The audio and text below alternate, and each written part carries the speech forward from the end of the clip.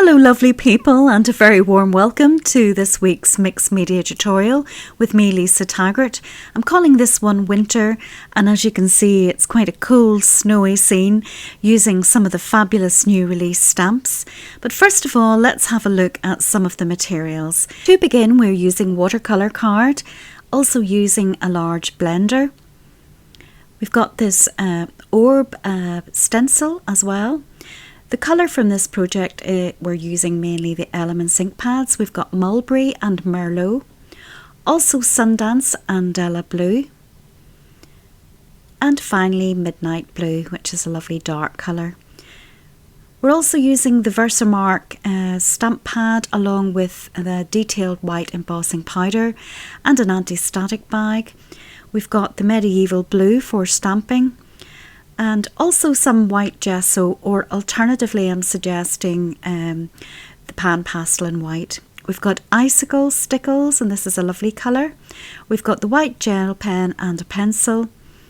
And in terms of brushes, we're using the number 1 mop brush, which is wonderful. Also a couple of the brushes from the large brush set, and I think that's 100 and 300. And one of the fine brushes from the masking fluid set as well.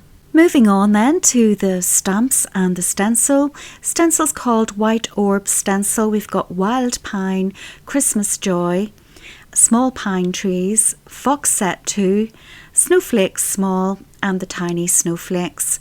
So if you want to convert all of those into something that looks a little like this, just keep on watching. So we're beginning with our 6 by 8 inch piece of watercolour card, and I'm measuring 6 squares down, and I'm simply drawing a line like a hill for the horizon. And I'm going to be using my mop brush and that Della Blue colour, which I'm placing onto my mat, and the brush is slightly damp, not too wet at this stage, and I'm going to be building up that colour at the horizon line, so the strongest saturation of colour is just above the line, and I'll be building that up and blending it in either side. And the idea here is to make a sort of a hill shape in the centre with the lilac colour, and have white patches either side. And this is really to give the impression of dappled light, and you'll see how this develops later on. So I'm just blending it in, and I'm not using too much water on the brush. And as you can see, I'm taking the colour and dabbing it on, because of course this is a snow scene and it doesn't have to be very smooth. You can have a little bit of snowy, misty texture in this background. So I just keep building it up with the brush, and then I'm taking the Midnight Blue, which is a much darker colour, and I'm adding that along the horizon line just to darken that up a little bit. There we are.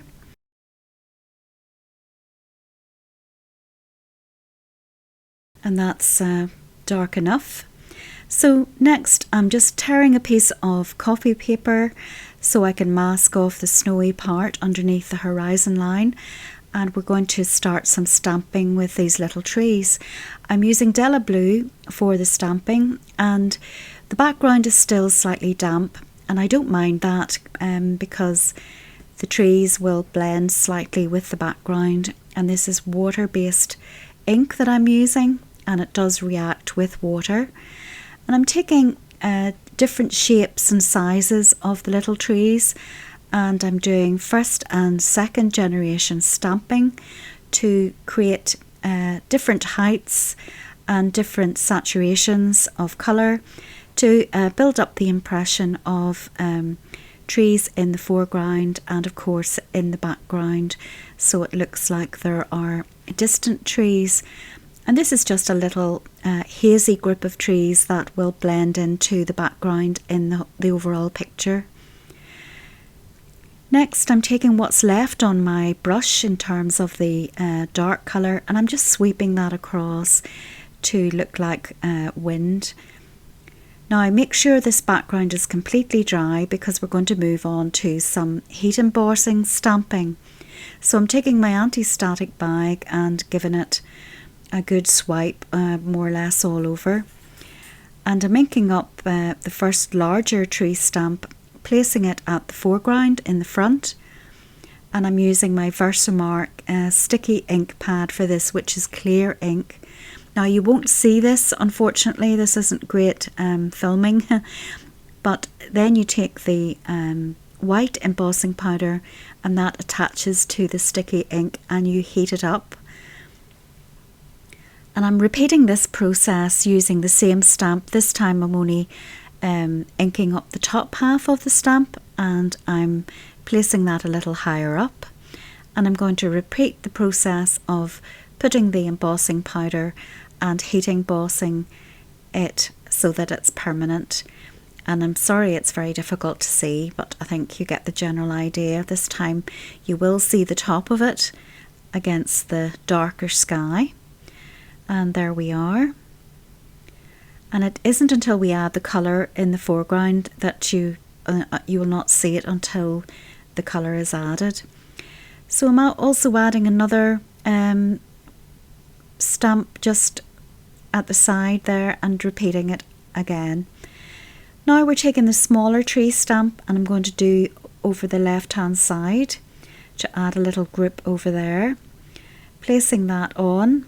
Again, I'm going to cover that with the embossing powder, which is opaque white. And then I'm going to heat that with my heat gun.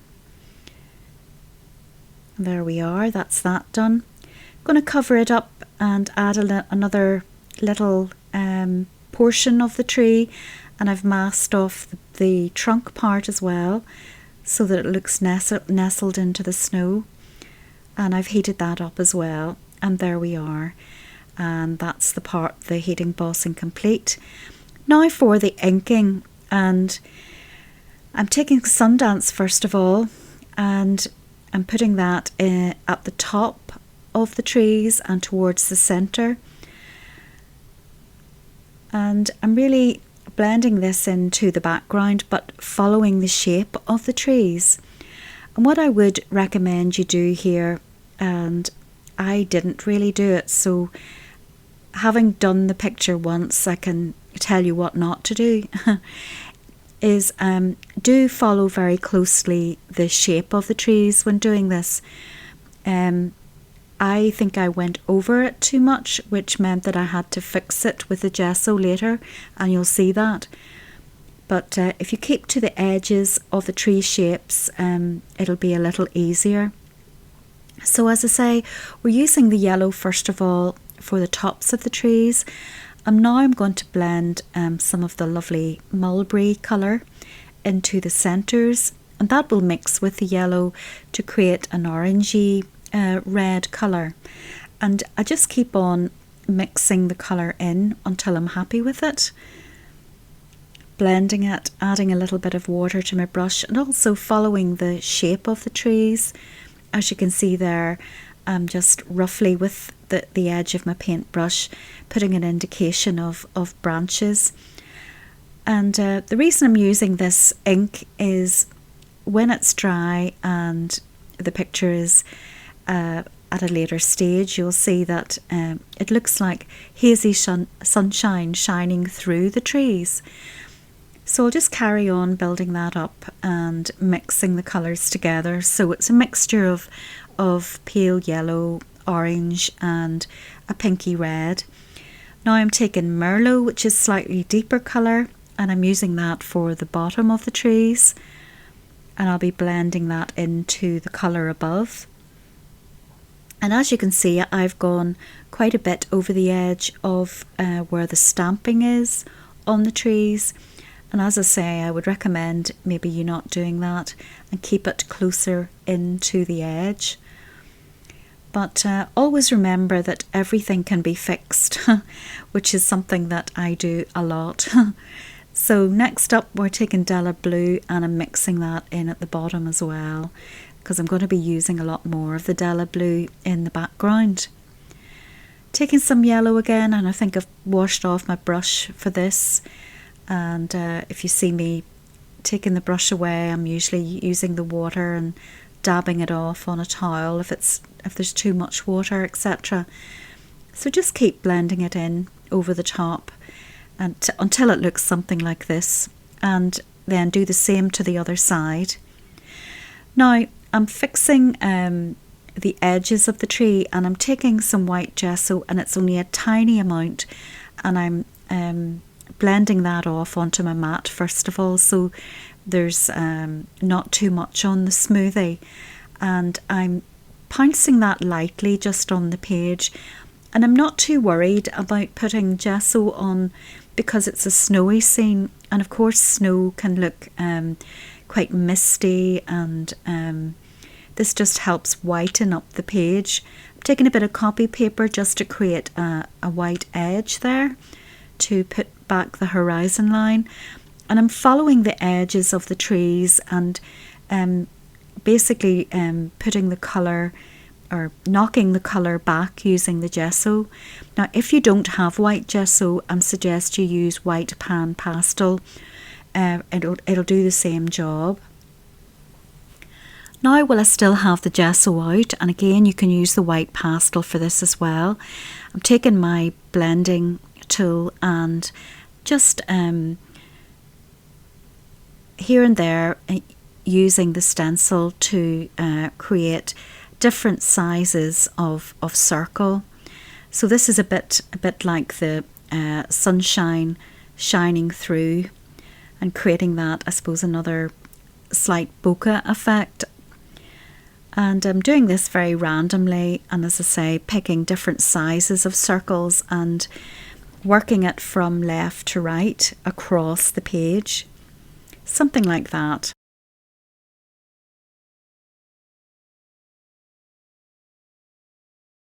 Now I'm taking the Della Blue, and I'm going to use this to create some shadows in the snow. First of all, I'm going to roughly draw a line like a path, because that is going to draw our eyes up to where the fox will be stamped later.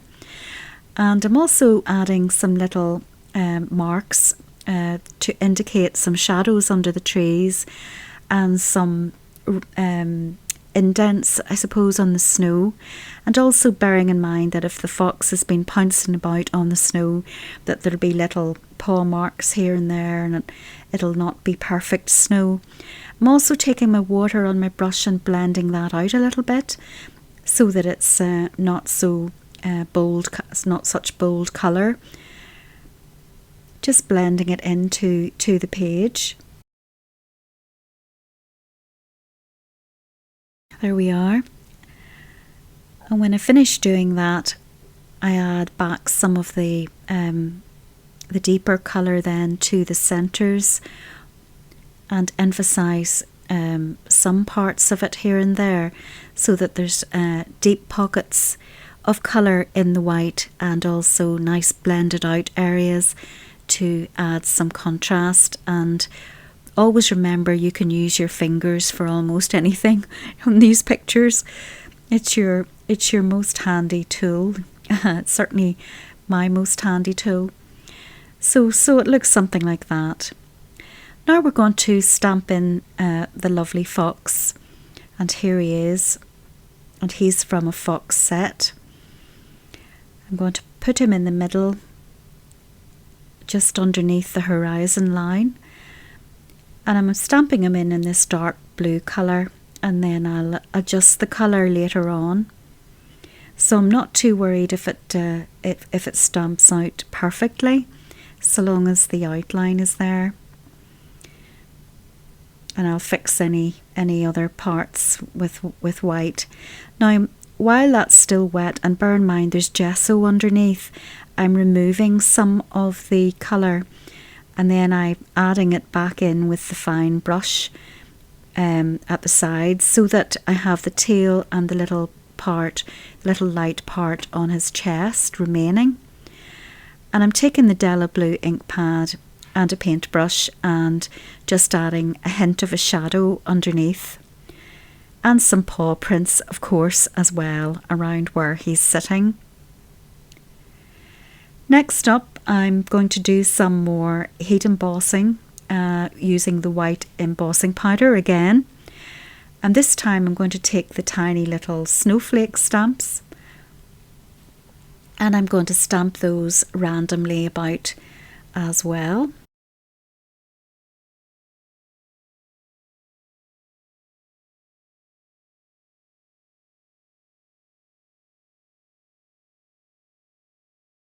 There we are. And now I'm going to take the embossing powder and cover them and brush the excess off and then heat emboss them with my heat tool until they go nice and white. And there we are. Next I'm taking this little group of 3 tiny snowflakes and I'm going to use that for the composition too. And repeat the heat embossing.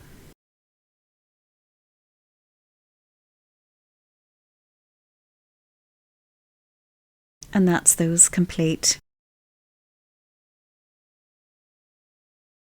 Next I'm going to take the 2 larger snowflakes, which are new snowflakes to the range, and the Della Blue ink pad, and I'm going to stamp these in for additional interest. And bear in mind that with pictures you go back and forth, so if you want to add more circles with the stencil over the top, you can at this stage, and fix any little parts with white gel pen. And now I'm taking the reddy colour, I think it's the Merlot, and I'm adding that to the fox just to give him more of a reddy glow, but I'm mixing it in with the bluier tones as well to harmonise the colours in the picture.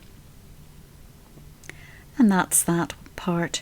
Now this is the fun part, and this is adding all the little white details. So we're giving him some fur on his chest, and it's literally just little white strokes and then blending them out with your finger, of course, until you're happy. Not too many. And now the very fun part and the most relaxing part for me is adding all the little dots. And this time these white dots are snow. It's snow in the picture, so you can go nuts and add them wherever you like. And that's what I've done.